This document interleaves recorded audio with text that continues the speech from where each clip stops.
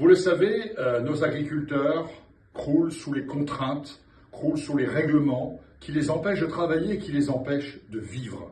Les décisions qui sont prises ici, à Bruxelles, et celles qui sont prises par le gouvernement français, nous ont menés à cette situation d'une agriculture qui souffre, d'une agriculture qui risque de disparaître. Il y avait un espoir, c'était cette proposition de loi appelée Duplon, qui nous vient du Sénat et qui proposait justement de simplifier et de réduire certaines contraintes qui pèsent sur nos agriculteurs.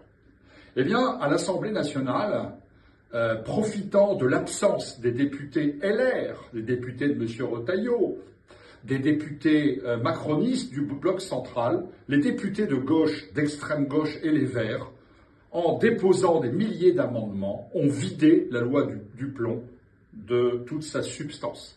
Non seulement ils l'ont vidé de sa substance, mais ils ont en plus renforcé les contraintes, renforcé toutes ces démarches qui empêchent nos agriculteurs de travailler et de vivre.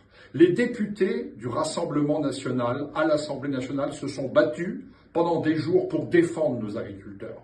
Ils ont été les seuls. Alors aujourd'hui, où en sommes-nous? Eh bien, une motion de rejet a été proposée et les députés du Rassemblement national à l'Assemblée nationale vont voter cette motion de rejet. Ce qui va permettre que le texte Duplon retourne dans la commission mixte paritaire pour enfin que l'on puisse avoir une loi qui simplifie le travail de nos agriculteurs et qui enlève toutes ces contraintes qu'on leur a mises sur le dos.